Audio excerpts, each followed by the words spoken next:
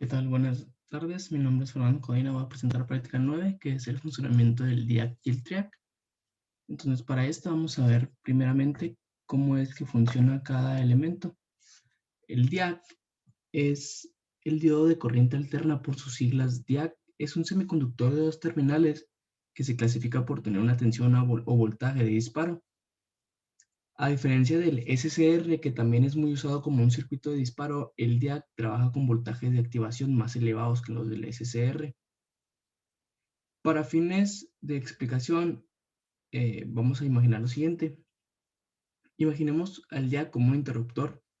Si le introduces 30 volts, este va a permanecer abierto ya que no se activará su tensión de disparo, como lo podemos ver en la figura A, en esta figura de aquí.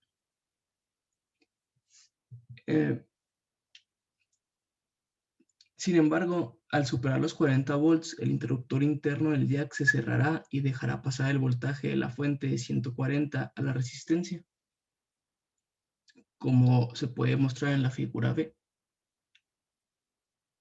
en esta figura de aquí. A diferencia del SCR, el DIAC es un dispositivo bidireccional, ya que puede conducir las corrientes sin importar si esta es positiva o negativa.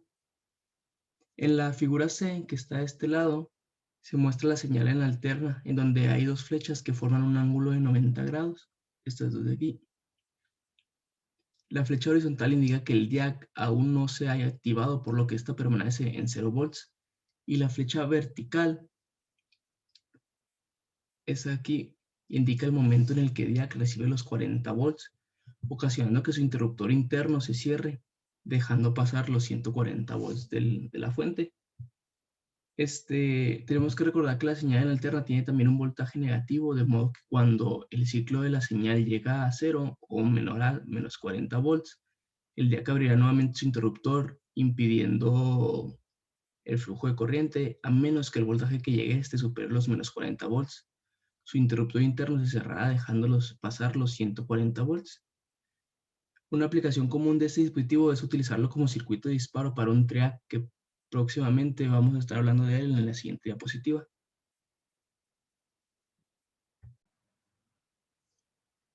Ahora hablaremos de lo que es el TRIAC y su comportamiento. Este tiene un comportamiento que varía en cada semiciclo. En otras palabras, se puede decir que tiene dos disparos. El primero se da en el semiciclo positivo y el segundo en el semiciclo negativo. Eso quiere decir que ambos disparos se activan pero en diferente tiempo, lo cual hace que su ángulo de fase varíe. En la figura número, A, de inciso A, vemos cómo sería un circuito ideal.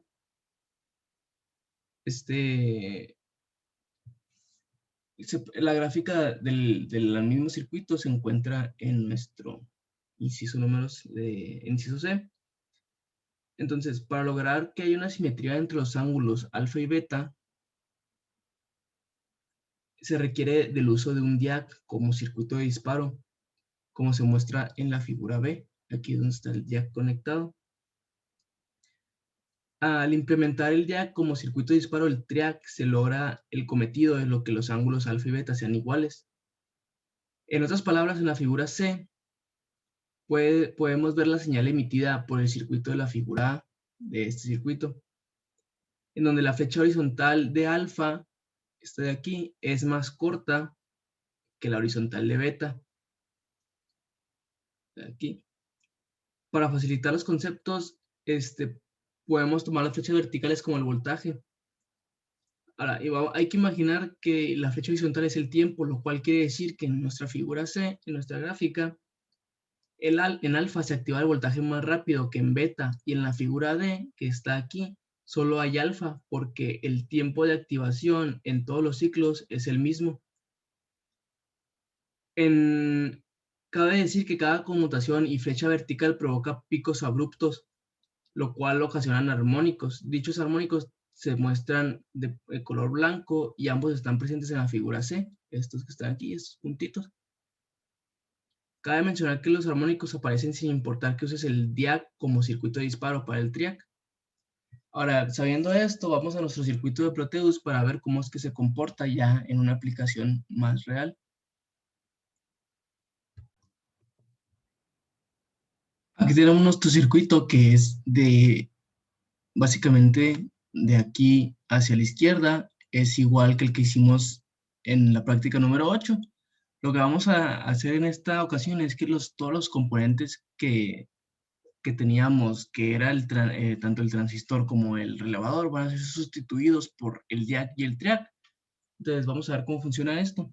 Ya hemos aclarado, corriendo esto, ya hemos aclarado que nuestro LM35 va a mandar una señal que tiene un rango óptimo entre 20 y 15 grados. Entonces, cuando pasa la corriente, se hace menor. Cuando el voltaje que tenemos en de nuestra ganancia sea menor que este voltaje de aquí, va a abrirse la compuerta de nuestro amplificador y va a mandar la señal hasta este otro lado. De igual manera, cuando el voltaje eh, en este amplificador en nuestra ganancia sea mayor a este amplificador, se va a abrir la compuerta de nuestro comparador para dejar pasar los 12 volts hacia este lado. Ahora, vamos a hablar de lo que hay de este lado del circuito. Tenemos el DIAC. El DIAC lo tenemos configurado a 10, que su disparo sea en 10 volts. Entonces, cuando nosotros dejamos pasar los 12 volts, cuando ya se cumple la condición de nuestro comparador, esos 12 volts van a abrir el DIAC, va a permitir el paso de corriente, de voltaje.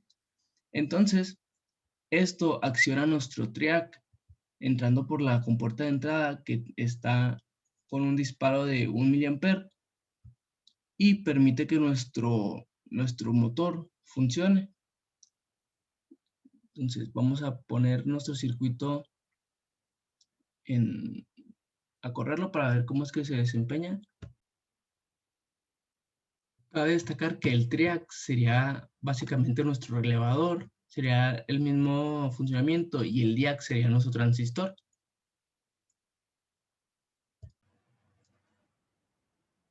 Entonces ahora vamos a correr lo que es el circuito.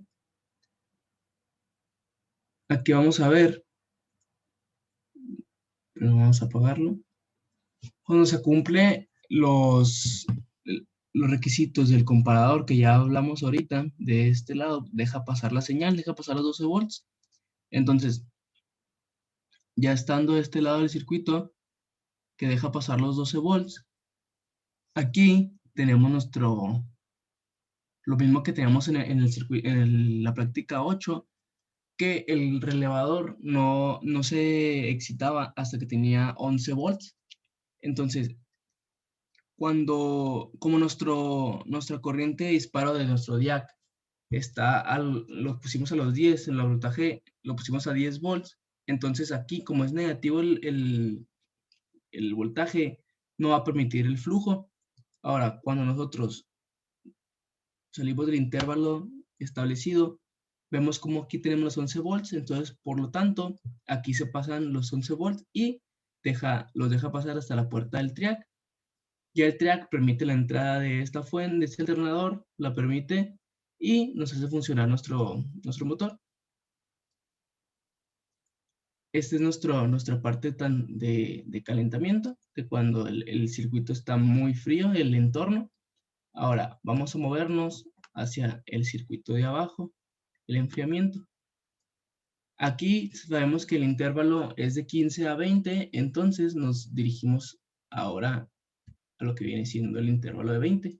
De igual manera, los menos 10 volts no son suficientes para que se accione el DIAC, entonces por ende nuestro circuito, nuestro motor no está funcionando.